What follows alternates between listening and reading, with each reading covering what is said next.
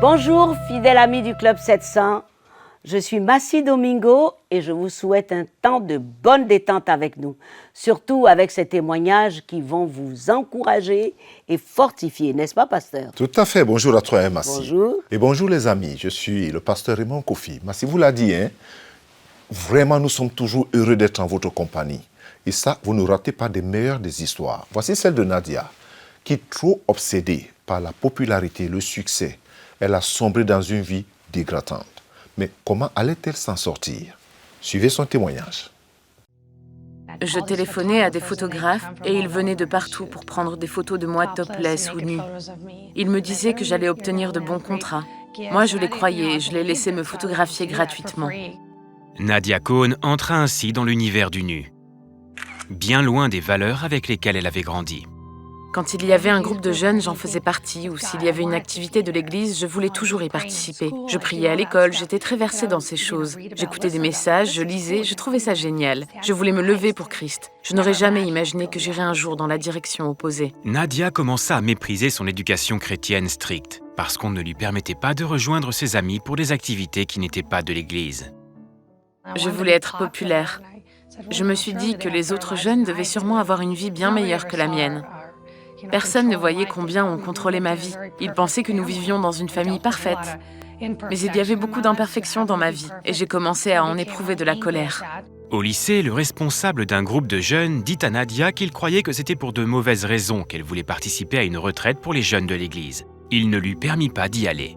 Ça a été le début de ma rébellion contre Dieu. Je me suis dit, ils ne veulent pas de moi. Et ça m'a tellement blessée que j'ai commencé à me fermer à Dieu. J'ai ressenti de la colère. Je me suis dit que j'allais faire tout ce que je voulais et personne ne m'arrêterait. Peu à peu, je me suis éloignée de toutes les personnes qui étaient bonnes pour moi. À 18 ans, Nadia quitta la maison familiale pour se lancer dans une carrière de mannequinat. Mais les promesses de séances photos bien payées ne se présentèrent jamais. Désespérément en quête d'argent et d'attention, Nadia trouva du travail dans une boîte de striptease. C'était ce qu'elle pensait être bien pour elle. J'avais l'impression d'être une célébrité. J'allais à la barre verticale, les filles faisaient une parade, nous allions un peu partout. Je me sentais belle. J'avais un sentiment de puissance et d'autorité. Je pouvais manipuler les hommes pour prendre leur argent et tout ce que je voulais. J'ai appris à jouer des rôles, à tromper les gens pour leur argent. Et j'aimais beaucoup ça. Chaque soir, c'était la fête pour moi. Après un certain temps, elle réalisa que la vie d'une danseuse n'était pas aussi glamour qu'elle ne l'avait imaginé. Ce n'est que plus tard que j'ai compris ce que les hommes voulaient vraiment. Tout ce qu'ils voulaient de moi, c'était mon corps. Ils ne se souciaient pas de moi. Alors les jeux de rôle, la drogue, l'alcool, utiliser les hommes, le sexe, toutes ces choses m'ont brisée et m'ont endurcie. Vous devenez presque anti-humaine. J'ai commencé à me sentir très seule et déprimée parce que je n'avais pas vraiment d'amis. J'avais peur d'être jugée si mon entourage découvrait que j'étais danseuse. Alors je repoussais les gens. Je ne voulais être proche de personne. Nadia dit que sa vie était envahie par des ténèbres. J'avais toujours peur. Pendant toute une année, je n'ai pas pu dormir dans mon propre lit, tellement j'avais peur que quelqu'un qui aurait pu me suivre n'entre chez moi. J'ai commencé à ressentir que j'étais la proie d'un esprit sombre. Je pleurais chaque soir en rentrant chez moi. J'avais très peur. Je laissais la lumière allumée ou la télé. Il fallait que j'aie du bruit. J'avais tellement peur. Une fois, je suis restée assise sur le divan, à vider une bouteille de champagne, toute seule. Je me sentais vide. J'avais touché le fond. Je ne savais pas quoi faire. Je me sentais désespérée. Je n'avais personne, aucune famille. Et je me demandais comment c'était possible de ne rien avoir dans sa vie. J'ai pensé me suicider. Je ne pouvais plus vivre dans une telle solitude. Nadia désirait retrouver l'amour et la paix qu'elle ressentait lorsqu'elle était plus jeune. Mais elle s'imaginait qu'elle s'était trop éloignée de Dieu. J'avais trop peur pour parler à Dieu et pour lui demander de me sortir de ce désespoir. Quand j'étais plus jeune, je ressentais l'amour de Jésus et j'avais une relation avec lui. Tout ça me manquait. J'avais tout rejeté pendant si longtemps. Je m'étais éloignée de Dieu. J'avais fait tellement de choses. J'imaginais impossible que Dieu me reprenne maintenant. Une voisine l'invita à une étude biblique pour dames et à une retraite de l'église. Nadia accepta. Pendant la retraite, elle sentit l'amour de Dieu, chose qu'elle n'avait plus expérimentée depuis bien longtemps. Après tant d'expériences douloureuses, tant de solitude, j'avais finalement compris la signification de l'histoire du Fils prodigue. Quand je suis revenue à Dieu, j'ai ressenti l'amour qu'il déversait sur moi. Il ne m'avait jamais abandonnée. C'était moi qui l'avais laissé. J'ai commencé à ressentir cet amour et il n'y avait aucun jugement sur ma vie. Je lui ai donné ma vie, mon cœur et tout ce que j'avais fait de mal. Et Dieu a effacé toutes mes fautes. Il a reconstruit ma vie. Il a pris mon cœur pour qu'il soit à lui.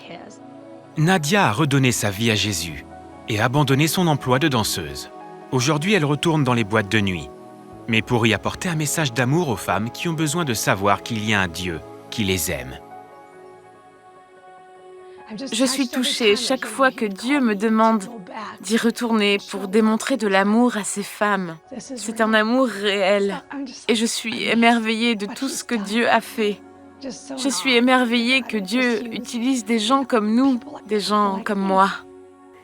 Ce qui est touchant dans cette histoire, c'est que Nadia a grandi dans une maison chrétienne, de croyants. Oui.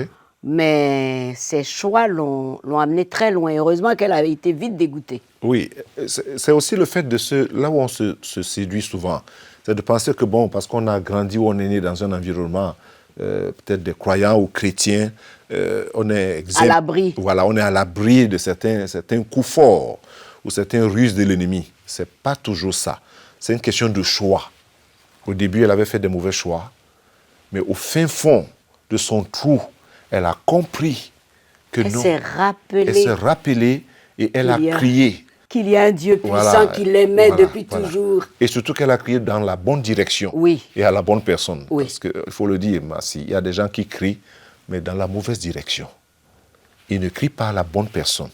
Et il faudrait qu'on dise aux parents faire attention. D'avoir courage. Courage, n'est-ce pas? D'espérer, parce que le Seigneur n'abandonnera jamais. Jamais. Surtout quand il prie, de savoir que d'une manière ou d'une autre, le Seigneur va répondre.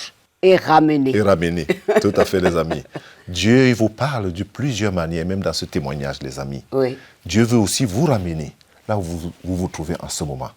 Mais nous avons encore d'autres histoires dans quelques instants. Ne soyez pas pressés de nous quitter. À tout de suite.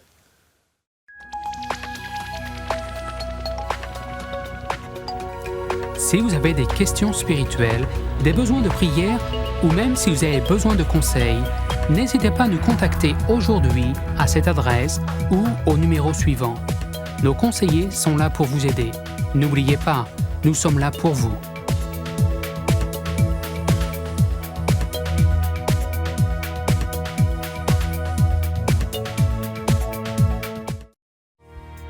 Bonjour, je suis Massi Domingo.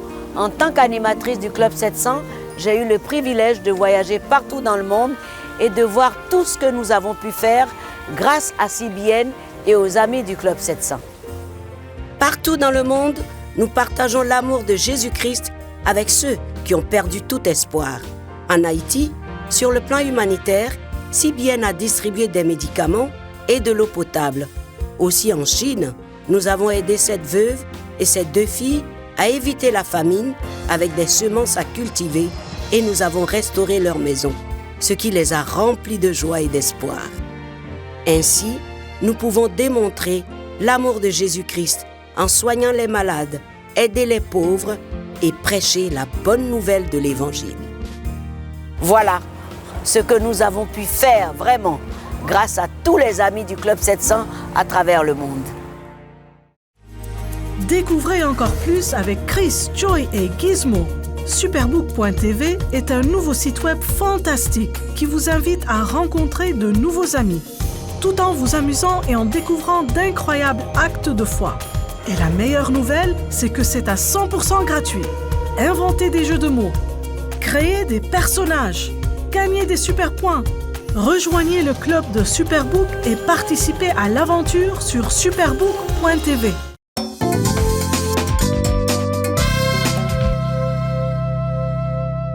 Merci d'être bien calé dans votre fauteuil pour nous regarder. Voici le pasteur Richard qui s'est retrouvé avec un mal bizarre, incurable, dégradante, mais la voix audible de Dieu lui donna quelques instructions. Lesquelles? Regardez. Le pasteur Richard Scoff cachait un secret à sa femme et à son église. J'avais du mal à écrire des chèques, à composer les numéros au téléphone, et je ne savais rien faire. J'allais à l'église et je m'enfermais dans mon bureau, ne répondant même pas au téléphone. Je ne voyais personne. C'était très dur pour un pasteur. Je pensais qu'il s'agissait d'un problème émotionnel. Je me disais qu'il n'était plus attentionné ou que les choses n'étaient plus comme avant entre nous. Mais qu'est-ce qu'il avait? Il devint vite évident pour le conseil de l'église que quelque chose n'allait pas chez leur pasteur. Gina Clausen se rappelle ce que c'était que parler avec Richard. Il faisait des fixations sur certaines choses et quand vous parliez avec lui, vous vous rendiez compte que quelque chose ne tournait pas rond. Je ne pouvais plus contrôler mon cerveau. Les gens me disaient une chose et je leur répondais. Mais ça n'avait rien à voir avec ce qu'ils venaient de dire. Le conseil de l'église demanda à Richard de démissionner de son travail pour consulter un médecin et déterminer la nature de ses problèmes. Grâce à une résonance magnétique et un CAT scan, son médecin découvrit que Richard était au premier stade de la maladie de Lewy, une forme de démence et d'Alzheimer pour laquelle aucune cure n'est connue. Lorsque le médecin a dit « Votre mari est atteint de la démence à corps de Lewy et les choses ne vont pas aller mieux », ce fut le jour le plus dur de ma vie. Cela fut très dur. Je me suis dit, mais comment est-ce possible que ça arrive à un homme de Dieu? C'est un problème majeur. Ma vie est finie. Je pensais que c'était fini. Je pensais que ma vie était finie. Le docteur les prévint que les symptômes ne feraient qu'empirer et leur conseilla de s'installer dans une maison de plein pied, car Richard ne serait bientôt plus capable d'emprunter des escaliers. Malgré ce diagnostic décourageant, le couple crut que Dieu pouvait guérir et restaurer l'esprit de Richard. Quand il arrivait à ma femme d'être trop déprimée, je lui disais « Chérie, ce n'est pas plus grave qu'un rhume pour Dieu. Nous avons vu qu'il a guéri tant de maladies. Nous avons vu Dieu soulager des maux de dos et des tas d'autres problèmes de santé. Nous l'avons vu guérir des cancers. Ce n'est pas grand-chose pour lui. Dieu peut me guérir. » Nous avons suivi le protocole de la parole de Dieu. Si l'un d'entre vous est malade, que les anciens de l'Église lui imposent les mains et prient pour lui avec foi. Et ils ont prié avec foi et en s'adressant à Dieu. Nous nous sommes accrochés à la parole de Dieu. Et même s'il arrivait parfois qu'on soit découragé en voyant que rien ne bougeait, nous n'y prêtions pas attention. Nous restions ancrés à la parole de Dieu. Richard dit qu'au cours d'un temps de prière, il entendit Dieu lui dire d'utiliser tous les outils disponibles pour sa guérison, y compris la nutrition. Il a commencé à utiliser de l'huile de coco, il a pris des jus antioxydants. Nous avons radicalement changé notre régime alimentaire et nous avons commencé à investir sérieusement dans notre santé. Ils virent bientôt des améliorations au niveau de sa mémoire et de ses capacités mentales. C'était énorme. Je pouvais utiliser le téléphone. Je pouvais monter les escaliers sans trébucher. C'était énorme. 2 ans après son diagnostic, le médecin fut émerveillé de constater les progrès qui menaient vers un rétablissement. Le docteur nous a dit « Je ne sais pas ce que vous faites, mais continuez. Et nous allons vous dire ce que nous faisons. Nous prions. » C'était Dieu. C'était Dieu, mais nous utilisions les outils. Nous avions senti que le Saint-Esprit nous demandait de changer notre régime alimentaire et d'ajouter certaines choses à notre alimentation qui pouvaient aider. Ils attribuent la guérison de Richard à leur foi en Dieu et à l'observation de ses directives. Richard peut à nouveau prêcher et il est plus alerte qu'avant son combat contre la démence. J'ai pu retrouver mon mari. C'est ça le plus merveilleux. Mon mari m'est entièrement revenu. Jésus a dit « Pour l'homme, c'est impossible, mais pour Dieu, tout est possible. » Nous avons dû nous accrocher à cette parole. Nous avons dû nous accrocher à la parole de Dieu. Vous devez trouver votre verset et vous y accrocher en disant « Mon Dieu a dit que par ses meurtrissures, je suis déjà guéri, je ne suis pas malade. Je vais bien et je lutte contre des corps étrangers qui tentent d'envahir mon organisme. Mais je ne vais pas les laisser faire et je sais que Jésus me guérit. C'est ça qu'il faut confesser et vivre. »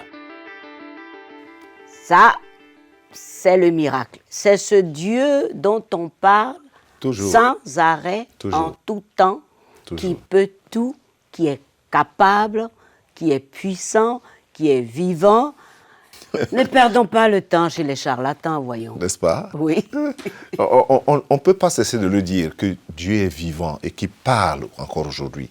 Dieu parle aux hommes et il parle à celui qui veut écouter. Il parle à celui qui veut aussi non seulement écouter, mais qui veut obéir. Et croire. Oui, qui veut obéir. Parce que plusieurs personnes disent qu'ils n'entendent pas Dieu leur parler.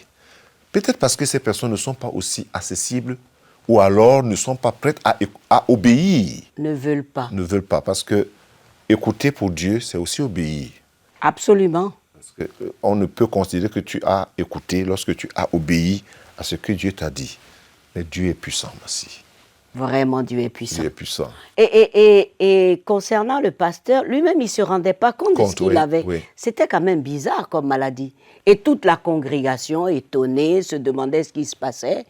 Dieu merci pour une femme amoureuse et obéissante. En fait, ce genre de maladies, ce genre de choses, ça vient des profondeurs des ténèbres. C'est là où ce genre de maladies viennent, des profondeurs des ténèbres. Et on ne sait pas ce que c'est. Voilà. C'est vrai, pasteur. Les amis, retrouvons-nous dans quelques instants.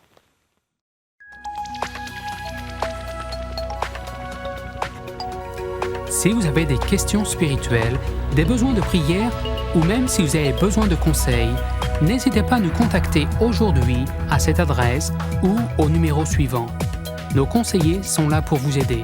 N'oubliez pas, nous sommes là pour vous.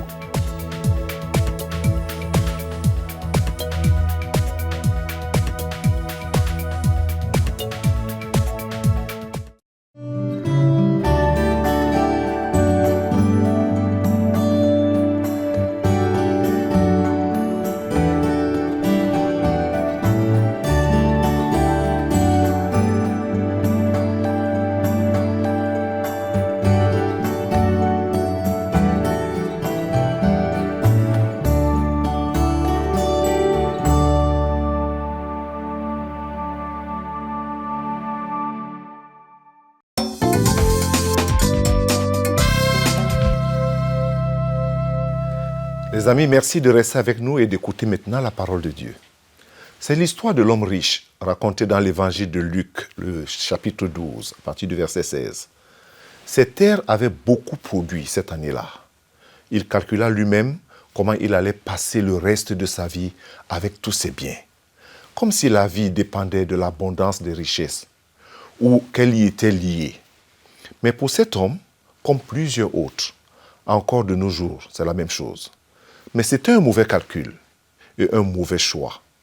Le tort ou l'erreur de cet homme n'était pas d'être riche, non, mais celui d'avoir négligé le salut de son âme. C'était là son problème. Et d'avoir donné la priorité à son confort. Et de plus grave encore, d'avoir limité sa vie à l'horizon de la vie sur terre. Des choses du moment. Peut-être qu'il pensait à Dieu de temps en temps, comme beaucoup, pendant les grandes fêtes religieuses, ou des occasions comme ça. Alors il faisait un geste, comme on dit souvent, il fait un geste. Mais son cœur était noyé dans une sécurité très incertaine. Dieu est proche, mon ami. Il est venu à nous, en la personne de son Fils Jésus-Christ, qui a souffert pour nous sur la croix. Et par ce sacrifice, il nous a ouvert le ciel. Il nous a préparé une place et des biens véritables et éternels. Et même si nous devons être privés de quelques biens ici-bas, nous savons que nous avons plus, toute autre chose de plus grand, c'est-à-dire nous avons Jésus. C'est ça la chose la plus importante. Dieu n'est pas contre le fait que quelqu'un soit riche, mais c'est souvent les priorités. Lorsque cela change, alors ça devient dangereux. C'était le cas de cet homme, riche mais insensé. Peut-être toi tu n'es pas riche, mais est-ce que tu es sage? La sagesse, c'est cette relation rétablie entre Dieu et toi, en son Fils Jésus. Prie avec moi. C'est tout ce que le pasteur Kofi peut t'offrir. Jésus. De dire, Seigneur Jésus, j'ai entendu ta parole et j'ai suivi ces témoignages. Seigneur, je te demande de me pardonner. Pardonne-moi mes péchés, Seigneur. Et viens dans mon cœur. Sois mon sauveur et mon Seigneur personnel. Je te reçois maintenant. Amen. Et Amen. J'aime faire cette prière. C'est la plus courte prière, mais c'est la prière pour moi la plus importante. Lorsque quelqu'un se réconcilie avec Dieu en son Fils Jésus-Christ. C'est pour cela que je la mets toujours courte. Parce que le chemin qui va au ciel se trouve sur la confession de ta bouche et sur la foi que tu mets en Dieu. Alors permets-moi aussi de prier pour toi en ce moment. Seigneur, je te présente spécialement cette jeune fille qui est alitée et qui regarde le Club 700 et dont les médecins ne sont plus certains. Je prie, recevant de toi la guérison en ce moment même. Je libère par le sang de Jésus-Christ la guérison sur ton corps. Au nom de Jésus-Christ. Amen et Amen. J'attends vos réponses. J'attends aussi vos témoignages. Que Dieu vous bénisse. Absolument, pasteur. Les témoignages. Amen encore au pasteur. Merci surtout. Allons voir la petite Siao qui se réjouissait d'être une grande sœur pour le bébé qui allait naître. Certainement très belle. Mais quelle déception de voir, quand le bébé est arrivé, qu'elle était défigurée. Horrible à voir. Les parents pauvres n'avaient pas les moyens de guérir. Qu'allait-elle faire? Regardez. Quand Xiaoyan apprit qu'elle allait avoir une petite sœur, elle ne tenait plus en place. J'avais décidé de lui donner mon plus beau diadème pour lui montrer combien je l'aimais. J'étais sûre qu'elle serait belle comme une poupée. Mais Xiaoyan se trompait. Mon père est rentré de l'hôpital et m'a dit que ma sœur était née avec un bec de lièvre. Le bec de lièvre affectait non seulement l'apparence de Xiaoling, mais il retardait aussi sa croissance. Elle toussait et s'étouffait lorsque je voulais la nourrir. Il en résulta une malnutrition. J'étais certaine que cela allait affecter le développement de son cerveau. Et puis, comment allait-elle pouvoir se marier avec une telle infirmité? La famille Ma devait faire opérer le bébé, mais comme cultivateur, il ne gagne que $310 par an. Je m'inquiétais sans cesse au sujet de l'argent. Je savais que ma famille dépendait de moi. Mais je n'avais aucun moyen d'aider mon enfant. J'étais aussi très inquiète. Devant mes parents, je faisais comme si tout allait bien, car ils avaient déjà assez de soucis. Mais j'avais souvent les yeux rougis par les larmes. Les Ma savaient que la situation allait s'empirer, mais personne à qui ils demandaient de l'aide ne pouvait les aider. Puis, ils entendirent parler de CBN, et nous leur avons offert une opération chirurgicale gratuite. J'ai vu ma mère sourire pour la première fois depuis très longtemps. J'étais tellement heureuse que je me suis mise à sautiller. L'intervention pour réparer le bec de lièvre transforma la vie de Xiaoling. Xiaoling est comme une nouvelle petite fille. Elle ressemble à une princesse avec le diadème que je lui ai donné. Et grâce à CBN, elle a maintenant un beau sourire. Elle a pris du poids. Elle pourra aller à l'école, trouver un emploi et se marier. Je ne dois plus m'inquiéter pour son avenir. Je suis tellement reconnaissant pour votre soutien. Dieu est bon. Quand on est pauvre, qu'on n'a pas les moyens pour s'offrir ce genre d'opération, eh bien, grâce à Opération Bénédiction, ce bébé est redevenu normal, un beau sourire. La grande sœur est heureuse d'avoir sa petite sœur, tout à fait normale. Et puis, c'était la honte dans le village. Et c'est même là le plus gros problème, Massi. Oui. C'est-à-dire qu'on avait l'impression que vous êtes la risée de la famille ou bien dans le village. Et lorsqu'une chose comme ça se passe, alors là, vous pouvez lever la tête. Oui, et dans certains villages, on dit que même c'est une malédiction. Malédiction, tout à fait. Mais grâce aux donateurs, grâce à Opération Bénédiction, voilà.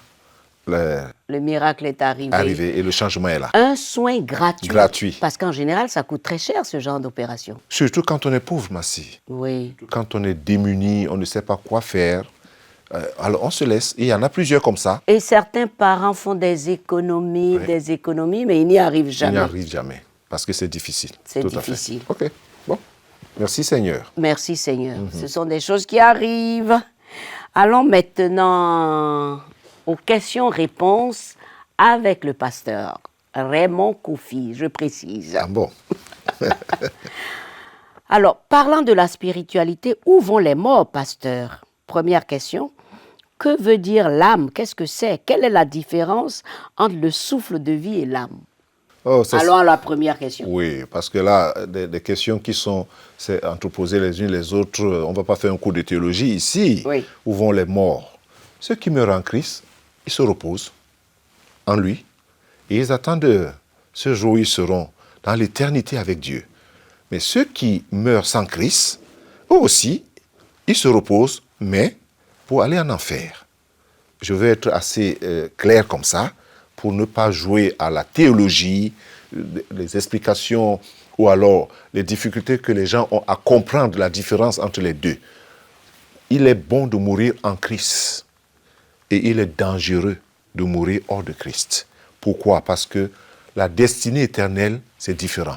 Les uns, c'est pour Dieu, les autres, c'est en enfer. Il n'y a pas nous appelle notre troisième endroit. Ça, c'est ça. Quelle est la différence entre le souffle de vie et l'âme?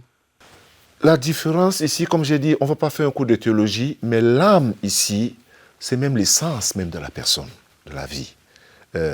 On peut expliquer l'âme avec beaucoup de choses, mais comme j'ai dit, je ne veux pas faire un cours de théologie ici à cause du temps. Le souffle de vie réside dans ce qu'on appelle dans l'âme. C'est-à-dire que quand on... Il y a ceux qui pensent que quand on respire comme ça, là c'est le souffle. Mais quand on dit le souffle de vie, c'est exactement ce qu'on veut dire, c'est-à-dire l'âme. Parce que l'âme, c'est ça qui vit. Mais quand je respire comme ça c'est le souffle, c'est-à-dire la respiration. Très bien. Voilà, ça c'est il faut faire cette différence-là. Il ne faut pas mélanger les deux. Mais l'âme, le souffle de vie, c'est ça. C'est-à-dire quand mon âme m'a quitté, c'est-à-dire mon souffle de vie m'a quitté, en termes très simples. Alors à ce moment-là, on ne vit plus. On ne vit plus. On respire plus. On respire plus parce que le souffle de vie qui est l'âme t'a quitté. Alors c'est un corps inerte qui est là, c'est-à-dire cette carapace qui ne sert à rien. Et c'est pour cela que Dieu dit que certes il a un homme de gagner le monde entier. S'il perd son âme, c'est l'âme qu'on perd, c'est-à-dire la vie même, ce souffle de vie. Important. C'est important, Bassi. C'est important. Oh là là, je crois qu'on va réécouter ça sur le site. Voilà. On va réécouter ça sur le site. Vraiment, que Dieu soit loué. Et il faut encourager nos amis. Il faut devenir amis du Club 700. Il faut devenir amis du Club 700, c'est très important.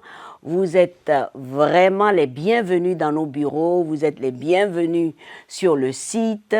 Vous pouvez envoyer vos messages sur cette adresse qui s'inscrit sur votre petit écran. Et cette émission est terminée. Merci, pasteur, d'être resté en notre compagnie.